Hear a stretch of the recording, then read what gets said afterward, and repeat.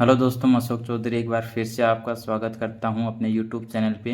हाँ दोस्तों, आज अपन बात करने वाले एक न्यू रिक्रूटमेंट के बारे में जो होने वाला नर्सिंग ऑफिसर के रिगार्डिंग।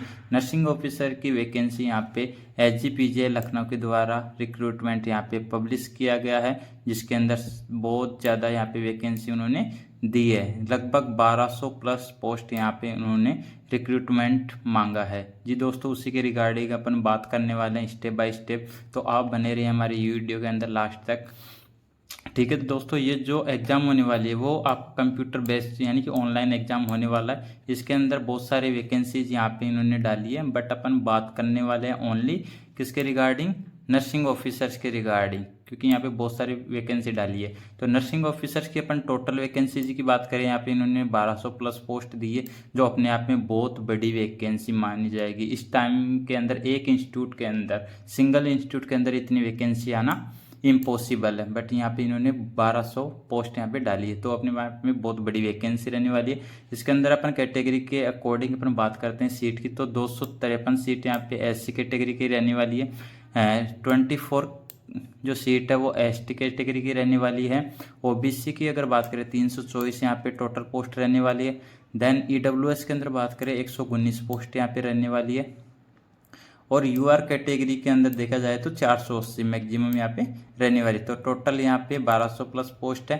और लेवल इसका रहने वाला है 7 ग्रेड पे यहाँ पे रहने वाला है नर्सिंग ऑफिसर पोस्ट का, जिसके अंदर आपके लगभग 70 to 80,000 यहाँ पे सैलरी रहने वाली है। ठीक है दोस्तों, जो कैंडिडेट इसके अंदर क्वालिफाई करेगा, जो जॉब पाएगा, उसके अंदर उसकी जो सैलरी रहेगी पर मंथ वो कितनी रहेगी, 70 to 80,000 यहाँ पे सैलरी रहने वाली है। और ये जो कौन से ग्रुप के अंदर आते हैं, B ग्रुप के अंदर आती है। ठीक है दोस्तों, अगर आप आगे चलते अपन बात करते हैं नेक्स्ट स्टेप के बारे में, जनरल इंस्ट्रक्शन के बारे में अपन बात करते हैं। तो नॉर्मली इन्होंने बोला कि जो भी ये एप्लीकेशन है वो आपके इस SGPJ वेबसाइट के ऊपर डाल दी जाएगी।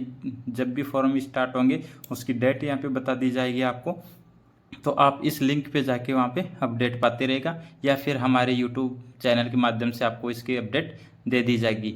अगर आपने लाइक शेयर सब्सक्राइब नहीं किया तो हमारे यूट्यूब चैनल को आप प्लीज़ सब्सक्राइब करें।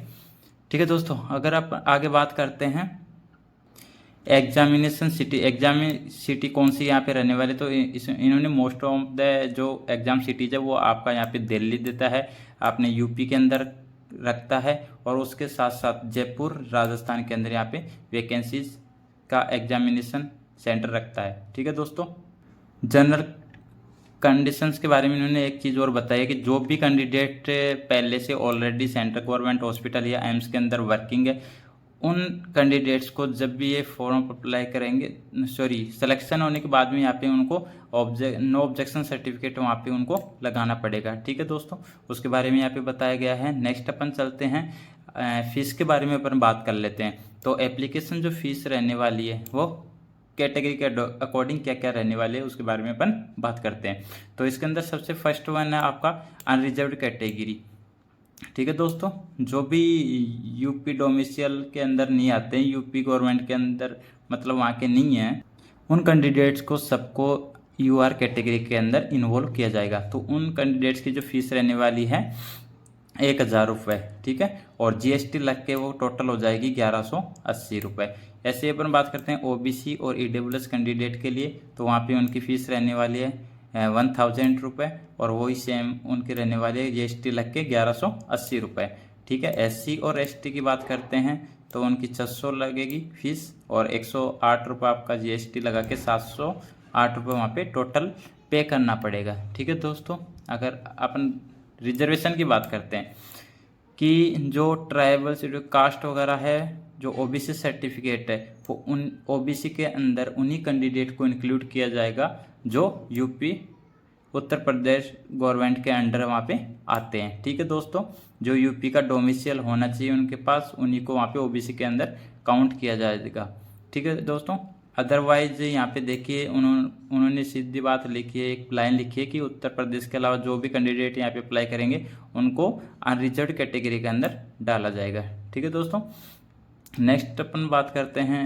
ठीक है, ये अपन ने बात करी ली, और नेक्स्ट अपन बात चलते हैं यहाँ पे रिजर्वेशन की बात करते हैं तो इन्होंने दिया है कि फीमेल जो जेंडर है उनको 20% यहाँ पे रिजर्वेशन दिया जाएगा। सबसे मेन बात यहाँ पे ये है दोस्तों कि इसके अंदर, इस वैकेंसी के अंदर 80-20 यहाँ पे रहने वाला है नहीं है। ठीक है दोस्तों, यहाँ पे 80-20 बिल्कुल भी नहीं रहेगा। तो ये बहुत बड़ी अपॉर्चुनिटी है उन कैंडिडेट्स के लिए जो मोस्टली 1 या 2 नंबर से बार बार रहते जा रहे हैं किसी भी एग्जाम के अंदर, तो उनके लिए बेस्ट चॉइस मैं मान सकता हूँ यहाँ पे। नेक्स्ट अपन बात करते हैं क्वालिफिकेशन के बारे में। इन्होंने क्वालिफिकेशन क्या मांगा है, तो अपन ओनली बात करेंगे यहाँ पे नर्सिंग ऑफिसर पोस्ट के बारे में। ठीक है दोस्तों, तो यहाँ पे इन्होंने मांगा है कि जो भी कैंडिडेट हैं वो बीएससी नर्सिंग यहाँ पे होनी चाहिए, जो इंडियन नर्सिंग काउंसिल के थ्रू यहाँ पे रजिस्टर्ड हो। ठीक है दोस्तों, उसके साथ साथ यहाँ पे इन्होंने मांगा कि जो कैंडिडेट है वो पोस्ट बीएससी किए हुए होने चाहिए, जीएनएम के बाद उनके पास पोस्ट बीएससी को होना चाहिए, तो वो कैंडिडेट भी यहाँ पे अप्लाई कर सकते हैं। तीसरी बात अपन करते हैं कि वो कैंडिडेट जो जीएनएम है, तो जीएनएम कैंडिडेट्स के लिए यहाँ पे इन्होंने एक शर्त रखी है कि 2 इयर्स का एक्सपीरियंस वहाँ पे उनके पास होना चाहिए। 50 बेडेड हॉस्पिटल का यहाँ पे एक्सपीरियंस होना चाहिए, वही कैंडिडेट यहाँ पे अप्लाई कर पाएंगे। ठीक है दोस्तों, ये फॉर्म के लिए इन्होंने बोला कि हाउ टू अप्लाई, आप इस फॉर्म को कैसे अप्लाई कर सकते हैं उसके रिगार्डिंग यहाँ पे इन्होंने दिया है कि www.sgpgi.organization.in पे वो साइट पे डाल देंगे। उसके बाद में इन्होंने बताया कि जो कलर्ड फोटोग्राफ होना चाहिए आपके अंदर, सिग्नेचर आपके वैलिड होने चाहिए, और ईमेल मोबाइल नंबर आपको डालना पड़ेगा। वो सब बात की बातें जब भी आएगा हम यूट्यूब के थ्रू आपको बता देंगे वीडियो के थ्रू। ठीक है दोस्तों, चलिए नेक्स्ट बात कर लेते हैं अपन पेमेंट मोड की। तो पेमेंट मोड आपका ऑनलाइन पेमेंट मोड होगा। जब भी आप फॉर्म फिल करोगे तो आपका डेबिट कार्ड, क्रेडिट कार्ड और एसबीआई नेट बैंकिंग के थ्रू वहाँ पे होने वाला है। ठीक है दोस्तों, नेक्स्ट अपन बात करते हैं कि जो एग्ज़ाम होगा वो ओनली इंग्लिश लैंग्वेज के अंदर ही ये एग्ज़ाम होने वाला है। ठीक है दोस्तों, नेक्स्ट अपन बात करते हैं, यहाँ पे इन्होंने बोला है कि जो मिनिमम जो क्वालिफिकेशन जो मार्क्स रहने वाले हैं हर मतलब नर्सिंग ऑफिसर के साथ साथ इसमें और सारी वैकेंसीज भी यहाँ पे दी गई है। तो सबके लिए इन्होंने बोला है कि जो कैंडिडेट एग्ज़ाम के अंदर अपेयर होंगे उनको मिनिमम 50% जनरल कैटेगरी वालों को, ईडब्ल्यूएस वालों को और ओबीसी वालों को यहाँ पे लाने पड़ेंगे। यानी कि 100 नंबर का क्वेश्चन पेपर होगा, उसमें उसके अंदर 50 नंबर तो आपके मिनिमम होने चाहिए। उसके अबाउ जो नंबर आएंगे उनके अंदर जाके कट ऑफ बनने वाली है। ठीक है, और ऐसे ही एससी और एसटी के अगर बात करें तो 45% वहाँ पे होना ज़रूरी है। कैंडिडेट के अंदर 45 नंबर आना ज़रूरी है, तभी वो क्वालिफाई माने जाएंगे।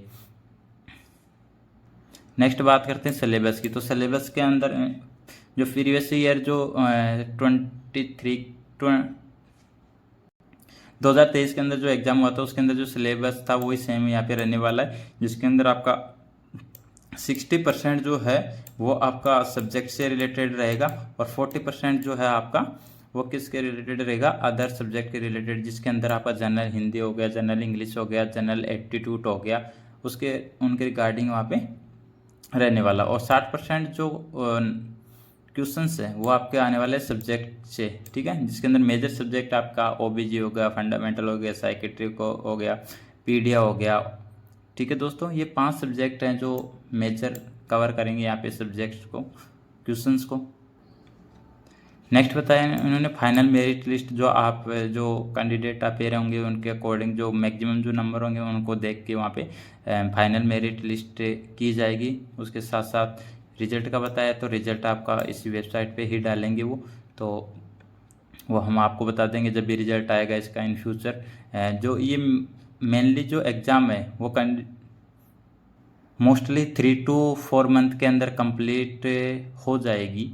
ठीक है दोस्तों, नियर बाय आपका नोटसेट भी आ रहा है 3 मंथ के अंदर, सितंबर के अंदर नोटसेट 9 लगने वाला है, उसके नियर बाय ये एग्ज़ाम भी होने के संभावना है पूरी कंप्लीट। ठीक है दोस्तों, और ये जो एग्ज़ाम है वो शिफ्ट के अंदर होगी, तो उसके अकॉर्डिंग इन्होंने बोला है कि नॉर्मलाइजेशन स्कोर भी वहाँ पर किया जाएगा। ठीक है दोस्तों, अगर शिफ्ट में होती है तो उसके लिए यहाँ पे इन्होंने पहले ही यहाँ पे एक नॉर्मलाइजेशन मेथड दिया गया है, उसके अकॉर्डिंग वो वहाँ पे नॉर्मलाइजेशन करने वाले। ठीक है दोस्तों, तो इस वैकेंसी के अंदर आपको यही ध्यान रखना कि इसका जो पेपर है वो एक मॉडरेट लेवल का होता है, ना कोई हार्ड होता है ना ज़्यादा इजी होता है, मॉडरेट लेवल का होता है। और अपने आप में ये 1200 वैकेंसीज बहुत बड़ी वैकेंसीज है। तो आप अपनी कंटिन्यू स्टडी को रखिए दोस्तों, और जो भी अपडेट होगी इसके रिगार्डिंग, इस वैकेंसी के रिगार्डिंग, तो हम आपको अपडेट करवाते रहेंगे।